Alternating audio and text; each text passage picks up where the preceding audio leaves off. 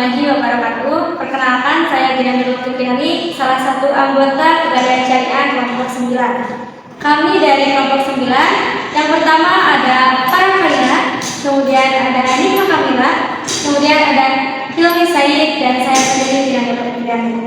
Di sini kami akan menyampaikan mengenai mekanisme pembiayaan gadai emas di Pegadaian Syariah Unit Indihiang. Selamat menyaksikan. Langsung saja kita ke pembahasan. Yang pertama ada definisi gadai syariah yang akan disampaikan oleh Farah Khalila. Kepadanya dipersilakan. Nah, terkait dengan definisi gadai syariah, gadai atau juga bisa disebut dengan arahan. Nah, arahan ini juga bisa disebut juga sebagai tetap, bekal, ataupun jaminan. Kepada arahan dalam hukum positif disebut juga sebagai barang jaminan ataupun amanah. Kalau dalam Islam itu, arahan ditujukan sebagai sarana seperti ta'awun ataupun untuk saling tolong-menolong dan tidak memerlukan imbalan jasa. Nah, barang jaminan itu baru boleh dihargai dan ditaksir jika sudah terjadinya kesepakatan antara kedua belah pihak. Selain itu, arahan adalah menahan memperoleh jaminan untuk dapat mengambil kembali seluruh atau sebagian piutang. Jadi, arahan ini semacam jaminan utang atau lebih dikenal dengan istilah gadai. Kalau dasar hukum yang terdapat dalam arahan ataupun gadai bisa menggunakan seperti Al-Quran, hadis, ijma ulama, ataupun fatwa Dewan Syariah Nasional Majelis Ulama Indonesia. Untuk selanjutnya ada sejarah Pegadaian Syariah yang akan disampaikan oleh Hikmah Kamila. Kepada Hikmah Kamila dipersilakan. Nah, selanjutnya sejarah Pegadaian Syariah. Cikal bakal lembaga gadai berasal dari Italia yang kemudian berkembang ke daratan Eropa. Di Indonesia terbitnya PP 10 tanggal 1 April 1990 merupakan tonggak awal kebangkitan dari lembaga gadai. Nah, dalam sejarah Pegadaian Syariah di Indonesia, tidak lepas dari keinginan masyarakat Islam untuk melaksanakan akad gadai sesuai prinsip Islam dan kebijakan pemerintah dalam proyek ekonomi dan lembaga keuangan dan sesuai dengan nilai dan prinsip syariah. Produk-produk berbasis Islam kini mulai marak di Indonesia, terutama di bidang pegadaian.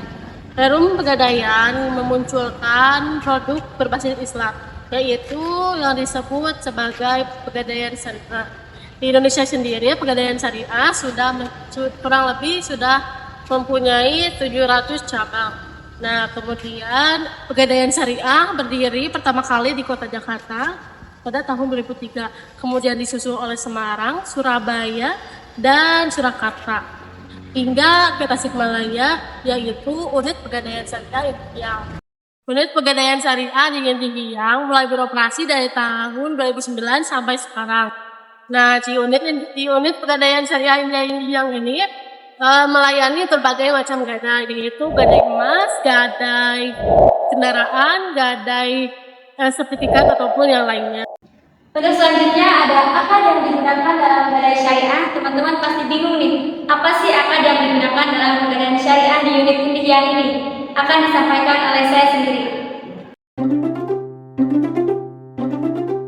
Nah, akad ini bertujuan agar si pemberi pinjaman lebih mempercayai kepada pihak yang berutang. Nah, dalam arahan ini, barang yang digadaikan tidak otomatis milik menjadi pegadai sebagai salah satu bayaran atas piutangnya. Nah, akan tetapi barang gadai masih tetap milik orang yang berutang. Mungkin itu mengenai akad yang digunakan dalam Pegadaian unit Indihiang. Dan untuk yang terakhir ada mekanisme pembiayaan gadai emas pada Pegadaian Syariah yang akan disampaikan oleh Hilmi Said. Kepadanya dipersilahkan. Oke, halo, saya akan menjelaskan nih tentang mekanisme dan syarat-syarat Pegadaian Syariah khususnya di unit Pegadaian Syariah di Indihiang itu sendiri. Untuk syarat-syaratnya itu ada beberapa yang harus disyaratkan oleh nasabah yang ingin menggadaikan khususnya emas itu sendiri, yaitu harus beragama Islam pertama kali, harus lebih wajib sekali. Habis itu memiliki jiwa yang yang rohaninya masih oke lah, alias masih waras atau tidak gila. Habis itu persyaratan itu melengkapi identitas, misalkan KTP, KK, dan lain-lainnya yang disyaratkan oleh pegadaian itu sendiri. Oke, bisa nih. Habis itu nasabah juga harus datang ke tempat langsung ke pegadaian itu sendiri tanpa adanya perwakilan. Tidak dibolehkan untuk ada perwakilan. Kalau misalkan bisa mewakilkan orang tapi harus menyertainya dengan surat penyertaan untuk di pegadaian itu sendiri. Selanjutnya, setelah lengkap ini, kita harus juga jangan lupa juga harus kita membawa barang yang digadaikannya, yaitu emas itu sendiri. Kita harus membawanya. Nah, dan hasil observasi juga, kata kepala cabang juga, kebanyakan masyarakat itu masih membawa notaris nota penjualan. Seharusnya pegadaian juga tidak menganjurkan harus menunjukkan itu. Cuman pegadaian itu hanya harus membawa namanya emas itu sendiri.